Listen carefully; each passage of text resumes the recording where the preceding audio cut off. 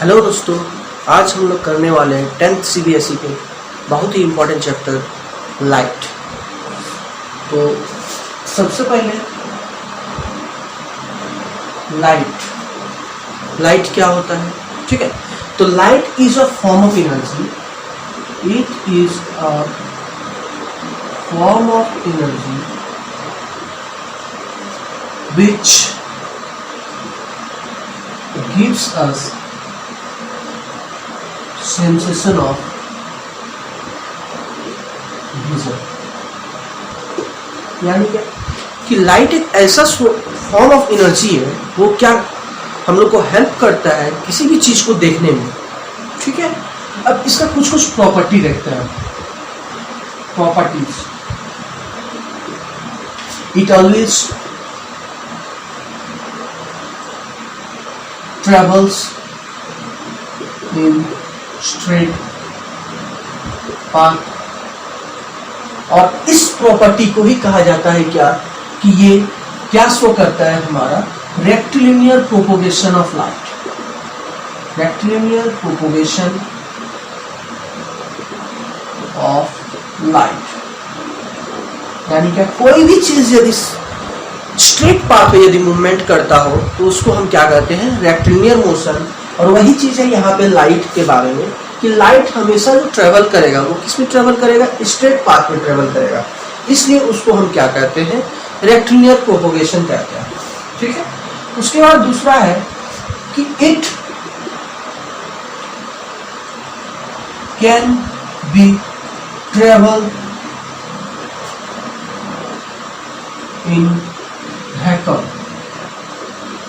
यानी क्या कि लाइट को कोई भी मीडियम नहीं चाहिए उसको ट्रेवल करने के लिए, यानी और इसका स्पीड जो होता है वैक्यूम में वो कितना होता है, 3 × 10⁸ मीटर पर सेकेंड। स्पीड का, लाइट का स्पीड क्या होता है, 3 × 10⁸ मीटर पर सेकेंड। अब क्या है तीसरा प्रॉपर्टी कि it has dual nature. Dual nature का मतलब यही है कि इसका दो नेचर होता है। क्या क्या, एक है हमारा वेव और एक क्या, पार्टिकल। यानी जो ट्रेवल करता है लाइट एक वेव के फॉर्म में ट्रेवल करता है और दूसरा क्या, पार्टिकल्स के फॉर्म में वो ट्रेवल करता है। अब देखिए कि लाइट जब किसी भी सरफेस पे यदि पड़ता है तो वहां पे दो फेनोमेना होता है। When it falls on any surface, two phenomena occurs. और दो फेनोमेना के है क्या, एक होता है रिफ्लेक्शन और दूसरा है हमारा डिफ्रैक्शन, ठीक है। अब देखते हैं हम लोग रिफ्लेक्शन और रिफ्रैक्शन होता क्या है। अब देखिए हम लोग करने वाले हैं क्या, रिफ्लेक्शन एंड रिफ्रैक्शन, ठीक है। रिफ्लेक्शन क्या होता है कि the bouncing back of light रे, the bouncing back of light रे when it falls on any surface, ठीक है। और रिफ्रैक्शन क्या होता है कि the bending of light rays when it passes from one medium to another medium।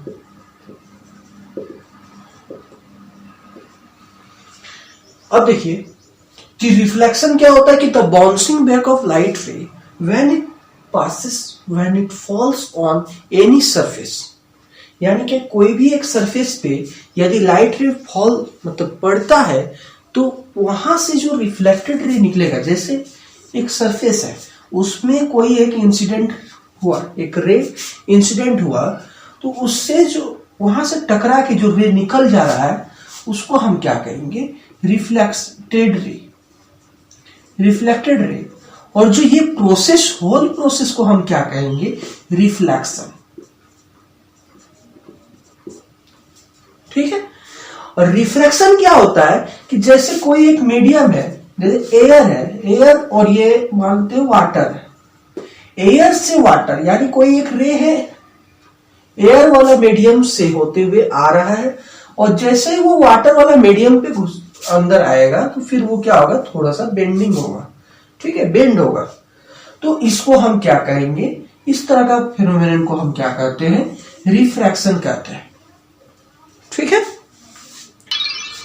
अब हम लोग पढ़ेंगे रिफ्लेक्शन का पूरा डिटेल में। ठीक है।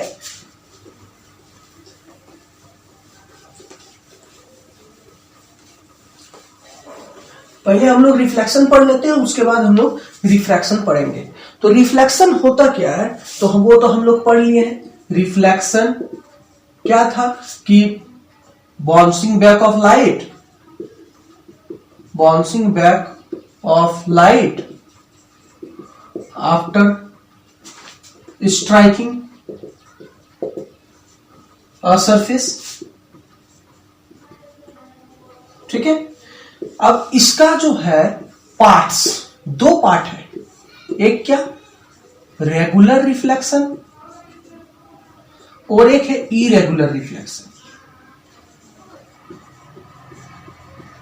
ठीक है। तो रेगुलर रिफ्लेक्शन तभी होगा जब वहां पे सरफेस क्या होगा? स्मूथ सरफेस होगा, यानी reflection takes place in smooth surface. ठीक है। जैसे प्लेन मिरर में जो रिफ्लेक्शन होता है वो क्या होता है? हमारा रेगुलर रिफ्लेक्शन। इंसिडेंट रे पड़ा, ठीक है, उससे रिफ्लेक्टेड रे निकल गया। कोई भी इंसिडेंट रे पड़ेगा वो क्या होगा? पैरेलल टू निकल जाएगा हमारा रिफ्लेक्टेड रे में। ठीक है। अब क्या है इरेगुलर रिफ्लेक्शन में? तो reflection takes place in rough surface. जैसे हमारा इरेगुलर रिफ्लेक्शन में रफ सरफेस है, तो यहां क्या होगा? ये तो इंसिडेंट रे है, ये रिफ्लेक्टेड रे, ये इंसिडेंट रे, ये रिफ्लेक्टेड रे। ठीक है। यानी क्या? ये जो इंसिडेंट रे तो ठीक है पैरेलल पड़ेगा, लेकिन रिफ्लेक्टेड रे क्या होगा? इधर उधर मुड़ जाएगा, यानी कि एक दूसरे को इंटरसेक्ट भी कर सकता है। तो इसलिए यहां पे हम लोग का रिफ्लेक्शन क्या होता है? बहुत ही कम दिखाई देता है, और ये जो स्मूथ सरफेस पे जो रिफ्लेक्शन है वो काफी ज्यादा हम लोग को दिखाई देता है। ठीक है। अब देखिए हम लोग करने वाले हैं लॉज इसके। क्या क्या लॉज है रिफ्लेक्शन की?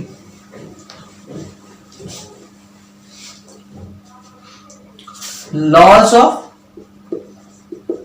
रिफ्लेक्शन। हम लोग क्लास 8 में पढ़ चुके हैं कि लॉज ऑफ रिफ्लेक्शन केवल कितना है? दो है। दो, वो भी क्या क्या? कि angle of incidence equal to angle of reflection, और एक है हमारा कि incident ray, reflected ray and normal all lies at same point. और क्या? सेम, हर सेम पॉइंट ही होगा। ठीक है। इसका मतलब यही है कि ये एक, हम यदि स्मूथ सरफेस है, ठीक है, यहां पे एक रे टकराया, इस रे को मानेंगे क्या हम लोग? Incident ray. ठीक है। एक रे आया, इससे टकराया, उसके बाद ये जो रे टकरा के जो वापस जाएगा, इस रे को हम क्या कहते हैं? Reflected ray. इसको ऐसे लिख लेते हैं, रिफ्लेक्टेड रे, इसको लिखते हैं इंसिडेंट रे। ठीक है, और रिफ्लेक्टेड रे और इंसिडेंट रे के बीच में एक रे हम लोग बनाएंगे just perpendicular to the surface. Surface जो है स्मूथ सरफेस है, उसका परपेंडिकुलर में जो हम बनाएंगे एक लाइन, इमेजिनरी लाइन, उसको हम क्या कहते हैं, नॉर्मल कहते हैं। ठीक है, अब हमारा ये जो इंसिडेंट रे और नॉर्मल के बीच में जो एंगल बन रहा है, इस एंगल को हम लोग आई से डिनोट करते हैं और इसी एंगल को कहा जाता है एंगल ऑफ इंसिडेंस। ठीक है, और इधर जो बनेगा इसको मान लेते हैं आर और इसको कहता है हम लोग एंगल ऑफ रिफ्लेक्शन।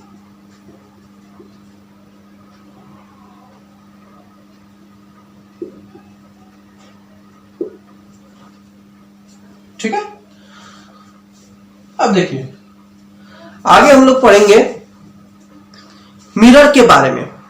मिरर के द्वारा जो इमेज फॉर्म जो होता है वो कैसे होता है।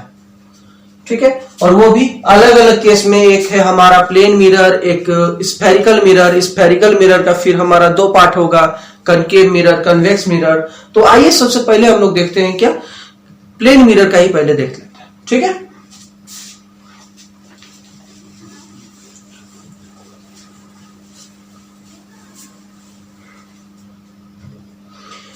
image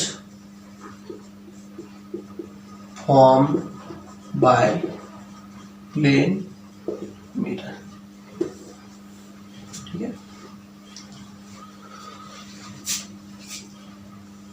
ये एक प्लेन मिरर मान लेते हैं।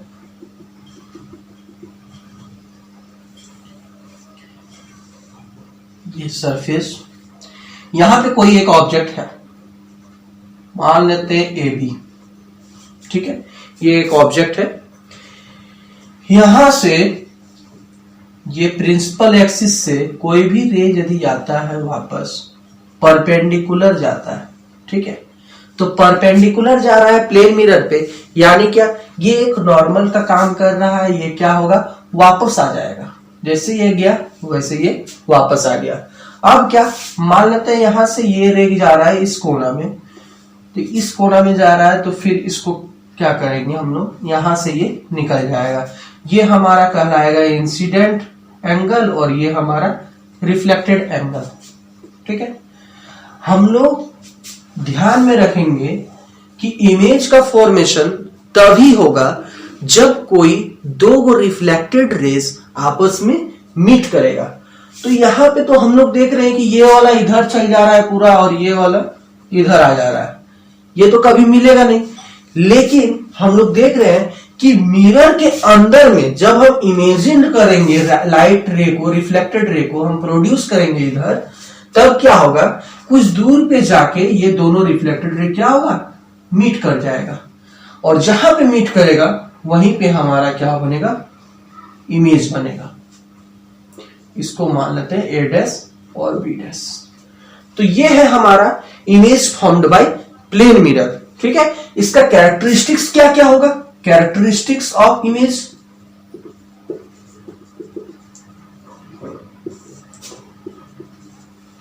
क्या क्या होगा। एक होगा हमारा सबसे पहला same size as the object.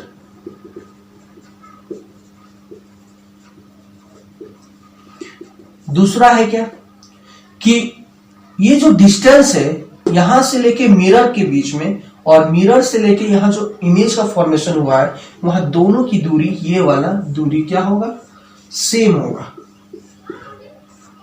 Same होगा। यानी क्या, distance of object from the mirror is equal to the distance of image, distance of mirror from image। तीसरा प्रॉपर्टी क्या है इसका कि ये वर्चुअल इमेज फॉर्म करेगा। वर्चुअल इमेज के साथ साथ और क्या, इरेक्ट। वर्चुअल का मतलब होता है कि हम किसी भी ऑब्जेक्ट जब रिफ्लेक्टेड रे नहीं मिलता है कहीं पे और वो मिरर के अंदर में जाके मिलता है, इमेजिन किया जाता है, तो वहां पे किस तरह का इमेज का फॉर्मेशन होता है? वर्चुअल इमेज का फॉर्मेशन होगा, क्योंकि हम उसको मिरर के अंदर ही उसको फॉर्म कर सकते हैं और कहीं दूसरा स्क्रीन पे हम लोग फॉर्म नहीं कर पाते हैं, इसलिए हम उसको क्या कहेंगे? वर्चुअल इमेज कहेंगे। और इरेक्ट का मतलब यही होता है कि जैसे ऑब्जेक्ट का इमेज ऑब्जेक्ट है वैसे ही उसका इमेज बनेगा, मतलब सीधा। ये सीधा खड़ा है तो ये भी क्या होगा? सीधा दिखेगा। इसका मतलब यही है। और क्या है? Laterally inverted. Laterally inverted. Laterally inverted का मतलब क्या है कि लेफ्ट वाला पार्ट मिरर के अंदर में क्या दिखेगा? राइट दिखेगा, और राइट वाला पार्ट मिरर के अंदर क्या दिखेगा? लेफ्ट दिखेगा। यानी क्या? साइड वे चेंज जो होता है उसको हम क्या कहते हैं? Laterally inverted. और ये प्रॉपर्टी यूज किया जाता है, लेटरल इन्वर्सन का प्रॉपर्टी हमारा एम्बुलेंस में भी यूज किया जाता है। एम्बुलेंस का जो स्पेलिंग रहता है वो उल्टा, रिवर्स लिखा हुआ रहता है, और जैसे हम उसको मिरर या रियर व्यू मिरर से हम देखते हैं तो वो क्या दिखता है? एकदम पूरा एक्चुअल एम्बुलेंस का स्पेलिंग दिखने लगता है। तब हम लोग क्या करते हैं? उसको साइड दे देते हैं, गाड़ी यदि चलाते हैं तो, और वो आगे चल जाता है एम्बुलेंस। ठीक है, अब हम लोग पढ़ेंगे स्फेरिकल मिरर के बारे में।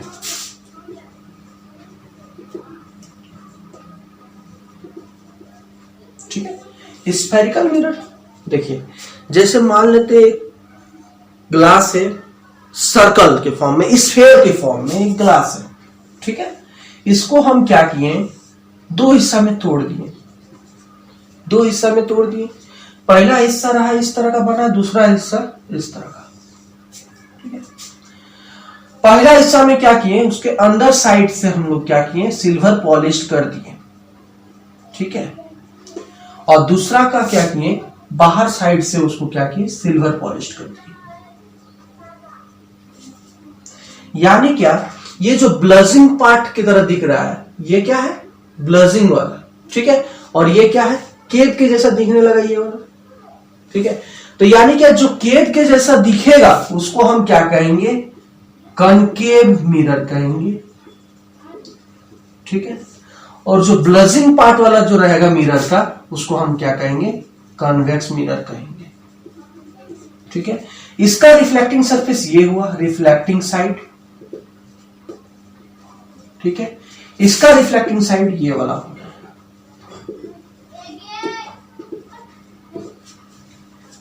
ठीक है, कोई भी रे आएगा इससे टकराएगा और कहां बनेगा इमेज?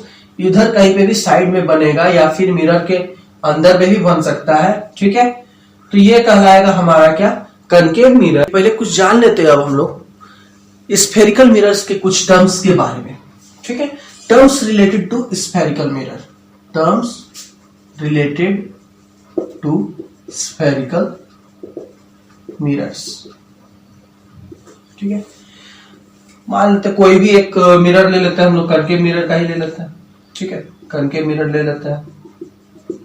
तो कनकेव मिरर जिस मिरर से बना हुआ है, जिस स्फेरिकल मिरर से बना हुआ है, मान लेते हैं इस तरह का स्फेरिकल मिरर था, उसका एक पार्ट है। ठीक है, तो इस स्फेयर का जहां पे सेंटर होगा, ये जो सेंटर जो होगा इसको कहेंगे क्या हम लोग? Centre of curvature.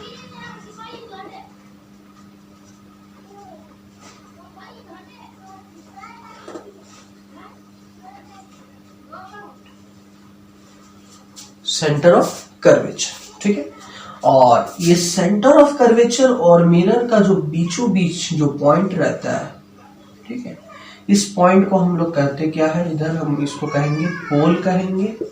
ठीक है, इस लाइन को हम क्या कहते हैं? इमेजिनरी लाइन को हम कहते हैं प्रिंसिपल एक्सिस कहते हैं। ठीक है, और यहां से यहां तक का जो डिस्टेंस होगा इसको हम कहेंगे क्या? रेडियस।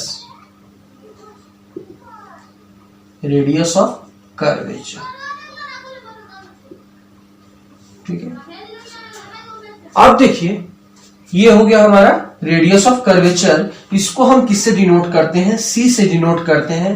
ठीक है, अब यहां पे और एक टर्म है फोकस। ठीक है, तो फोकस क्या होता है कि जब भी हम प्रिंसिपल एक्सिस के पैरेलल कोई एक रे हम मिरर से पास करवाते हैं, तब वो रिफ्लेक्शन करते हुए जिस पॉइंट पे बार बार रिफ्लेक्शन करके मीट करता है रिफ्लेक्टेड रे को, जितना भी रे पैरेलल जाएगा उसको हम क्या कहते हैं? फोकस कहते हैं। और ये फोकस एफ से डिनोट किया जाता है, और फोकस और पोल के बीच की दूरी को कहा जाता है फोकल लेंथ। ठीक है।